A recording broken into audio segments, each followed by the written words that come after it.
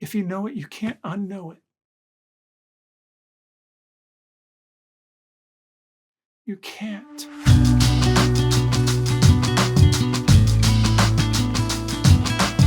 Brothers and sisters, may the Lord give you his peace. Father Malachy, great to be back here with you. The fourth week of Lent, we're doing it. We are continuing this journey through the desert into the heart of Jesus, into our hearts. And I was thinking about my own story, my own life. I've shared it in other places before, but the reality is, as I look back and I understand more of what happened in my life, raised in a beautiful family, had a really rough time through adolescence and early college.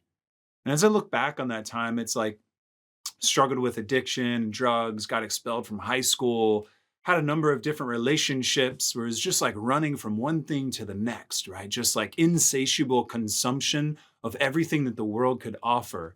And my heart in its restlessness and in its like, it's just sort of like longing for the infinite and the more, right? It's like, it couldn't stop itself. And I don't say that to sort of excuse my actions or dismiss our freedom. When I went to confession for the first time after a number of years and I poured out all the things that I'd done, all the failures, I heard words spoken by a priest to me, which I heard in my heart in that moment as words coming directly from Jesus. In my failure, he says, "That was wonderful. I've always known that you had a beautiful heart." And I can remember in that moment, right? Like I had been running from God for years at that point.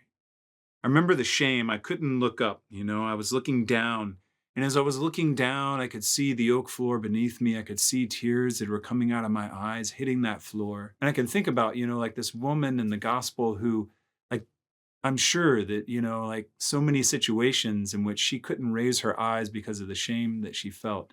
And I think about like my own heart, right? Like, where in my heart have I been unable to experience the loving presence of God because I was unable to see my own heart? If prayer is an encounter with God that happens heart to heart, and in that beautiful encyclical I referenced some weeks ago from Pope Francis, he says that Jesus desires to save us by speaking to our hearts from his heart. So if my heart is this place where the encounter with God is meant to happen, what will happen if I actually don't know my own heart?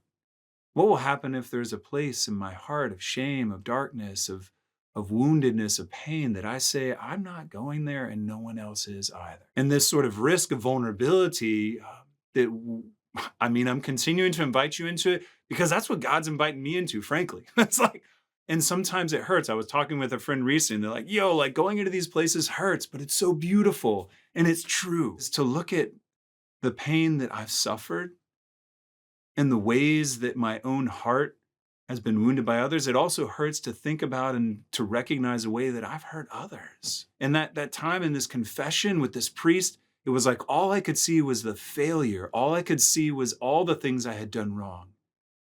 And in that moment, it was like all that Jesus could see. So my heart was beautiful to him.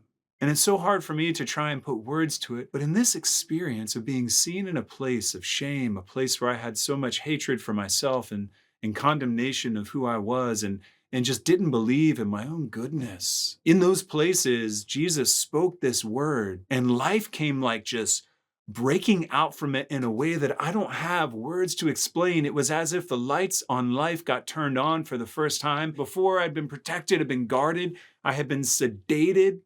How many of us sedate ourselves in our lives, whether it's through binge watching stuff, whether it's drinking too much, whether it's smoking weed, whether it's like shopping, constantly ordering something off Amazon again. Like, what are we sedating ourselves with? Meanwhile, the real truth of God and who he is and his love for us is seeking, is knocking at that door, desiring for us to open up so he can come in and meet us. And when he does, it changes everything. I don't know how he wants to do that in your life, but I do know that he does. That's the deepest longing in the heart of God, is that you would know his love, because it's his love that saves us. And so he's inviting us into this place of opening up in order to be seen, so that we will be seen in a way that we've never been seen before. You've never been looked at. You've never been looked at the way he looks at you. You've never known the tenderness and the love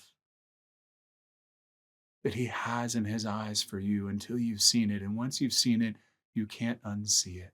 Once you've met him, you can't unmeet him. And he desires this for everyone. And he's calling everyone, inviting everyone to come to him and experience rest, to come to him and to drink and to be satiated. And he wants this for you and for me. And the beautiful thing is it's like, even if you've been walking for a while, right? That moment of transformation in my life where I went from using drugs every day to within a couple of months and a lot of confessions, a lot more encounters of mercy, was begun going to daily mass, praying the rosary, adoration, this like radical thirst for the word of God. I wanted to read scripture, whereas before that was just a book that was covered with dust in a corner in my room. But it's like, wow, I want more of this living water was in my heart. And so this transformation that happens, this awakening that happens of life in us through the encounter with love. Just think about it naturally. The person who like all of a sudden their mood changes, they find themselves being in love. They meet someone and their countenance changes, energy level changes, they're happy, they're whistling, they're singing. It's like love does this to us. If natural love does this to us, then what would divine love, what would infinite love do to us? It's beyond our wildest imaginings. And this is the love we're invited to in Jesus and his heart. This is the heart that is calling to you and to me during this time of Lent to come to me. Let me love you into life.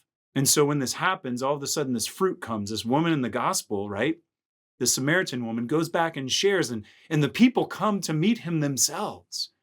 And if I could say anything to you, it's like, I just want to say like, yo, I've met him. I would love for you to know him.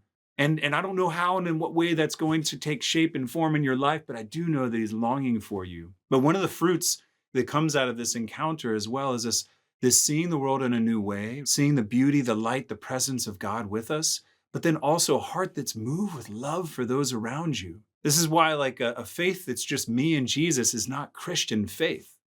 A spirituality that's just me and God is not the faith of the gospel. Always the meeting of this love that is in the heart of God for you leads to your heart moving outward, going outward. Pope Francis has talked about this again and again, a church that's going out into the world, that's on mission, because love is on mission. Always. It wants to give itself away. It can't hold itself in. And it wants to go out. And how many are longing and needing for someone to see them the way that Jesus sees them, to have a face that's in front of them that can say, hey, you're not alone. You know, walking these streets in New York, sometimes it's like, it breaks my heart. It breaks my heart to like walk by on the street and see people who are homeless, people who've forgotten their own dignity and humanity, and the world passing them by.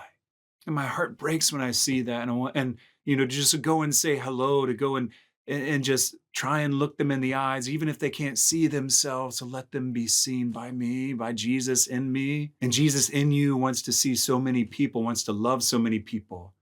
And this is my challenge for you this week. It's like, okay, this interior journey, this journey into my heart is not about self-fulfillment. It's not this get myself to be the best version of myself deal.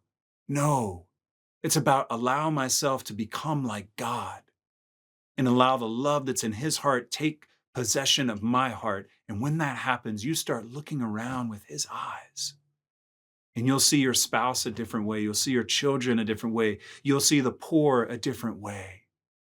You'll see the world before you in a different way. This is what happens when we say yes to allowing his heart to meet our heart, to speak to our hearts. And it also means as well that we'll be able to look into our own brokenness and our past and realize that Jesus has called those things into the light, never to shame, but always to heal. And we'll look on ourselves with compassion and tenderness. How much this world, right, is like longing and desperately in need of tenderness. How cold, right, and how hardened and how distracted we become. Lent is this beautiful gift of an opportunity to come into this desert place, to quiet the interior space so that I can meet this love that awaits me, the heart that waits for me. And then I can allow that love to fill my heart so that when I go out into the world, this is who I bring with me. The one who looks upon us with this tenderness and this love But if you know it, you can't unknow it. You can't. And it's his desire for you to know this love. It's all he wants for you. That's what he's calling you to. And that's what I'm hungering and longing for. And that's why I'm running after him. And that's why I want to follow his footsteps. And that's what I continue to invite you to do, brothers and sisters. Let's follow him. Let's encounter the love that we're made for. And then let's share it with a world that itself is starving, is dying of thirst for. Who in your world, who in your life needs to drink this week? Take the living water that's in you because you've drunk first and give it to them. God bless.